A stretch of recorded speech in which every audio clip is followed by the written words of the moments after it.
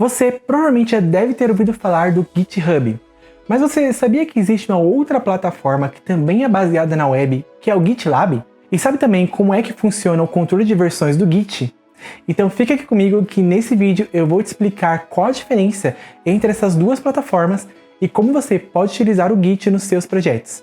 E se por acaso você ainda não me conhece, eu sou Dalton Peixoto e este canal é destinado a todos que desejam aprender programação de forma simples e descomplicada. Se você está em busca de aulas práticas e de qualidade, não perca mais tempo e clique aqui embaixo no botão de inscrição para se tornar parte da nossa comunidade, porque toda semana tem vídeo novo aqui no canal. Bom, desenvolver um software ou um aplicativo nem sempre é uma tarefa fácil, e pode ficar ainda mais difícil se a equipe não trabalhar em conjunto.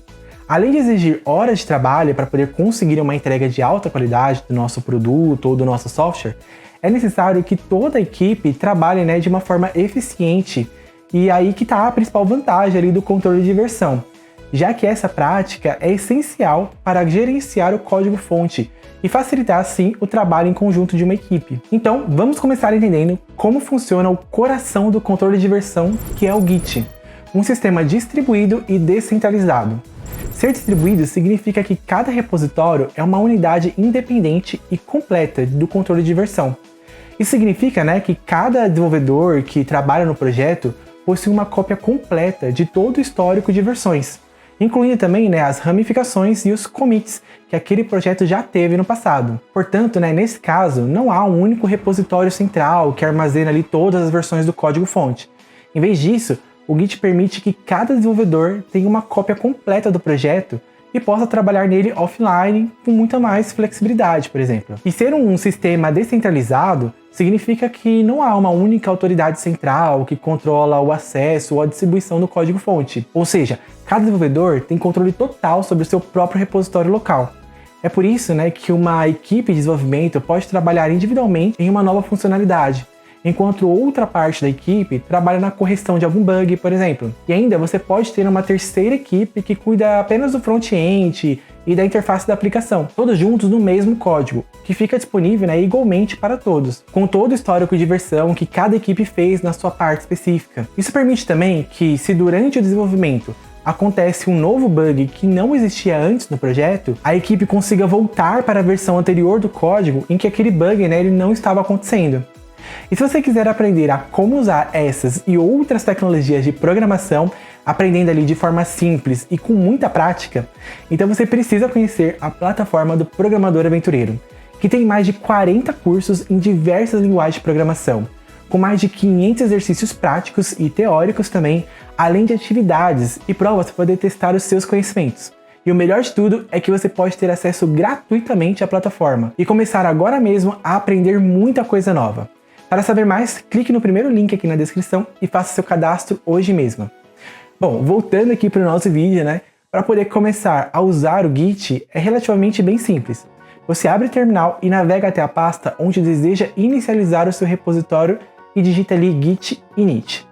Isso criará uma subpasta nesse repositório chamada .git, que é uma pasta oculta. Portanto, se o sistema não estiver configurado para poder mostrar as pastas ocultas, você pode não conseguir vê-la ali de imediato.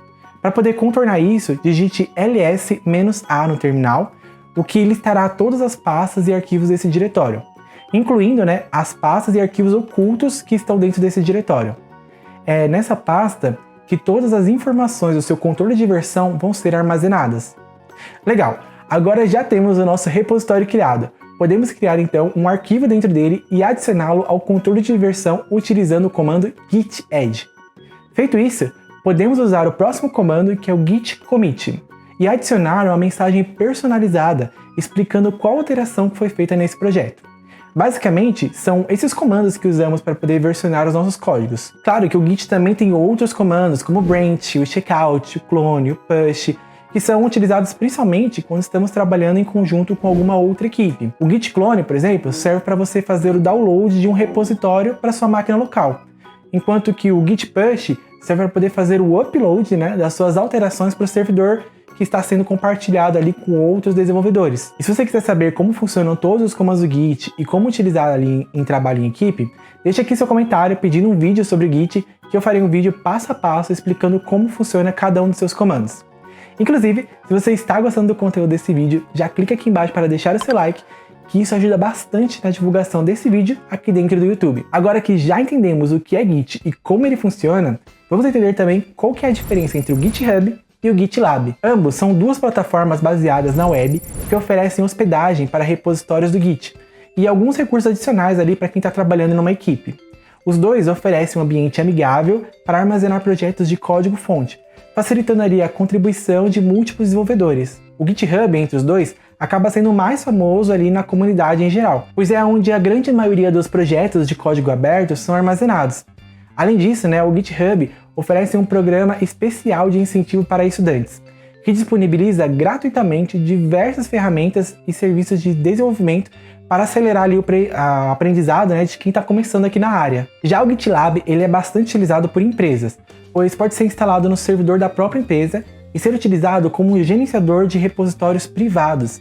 É como se fosse um GitHub, mas exclusivo ali para os funcionários dentro daquela empresa. Ambos oferecem um recurso chamado CI/CD, que automatiza e melhora a eficiência de todos os processos críticos. Se você quiser um vídeo só falando sobre essa funcionalidade, também comenta aqui embaixo que eu vou trazer aqui para o canal. E tem muita gente que não gosta de trabalhar ali com uma linha de comando. E se esse é o seu caso, você vai adorar a dica que eu vou te passar agora. Existem alguns softwares de interface gráfica que facilitam a visualização e o gerenciamento de repositórios do Git. Um desses softwares bem legal é o GitKraken, que pode ser usado gratuitamente para projetos de código aberto. E ele é compatível tanto com Windows, quanto com Mac, quanto com Linux. Além disso, ele tem uma integração com a ferramenta de gerenciamento de tarefas, como o Trello, por exemplo, onde as equipes podem vincular ali seus commits e as tarefas específicas daquele commit. E como o GitHub é muito utilizado no desenvolvimento de software, a maioria dos editores também já possui uma integração com ele, como o VS Code, o PyCharm, o IntelliJ da IDEA. Portanto, no final das contas, você praticamente nem precisa saber ali os comandos do Git ali da linha de comando, porque essas integrações já fazem todo o trabalho por você. Inclusive, se você quiser saber qual que é o melhor editor de código para trabalhar com programação, eu recomendo que você assista esse outro vídeo aqui, onde eu faço um comparativo entre os principais editores de código utilizados pelos programadores.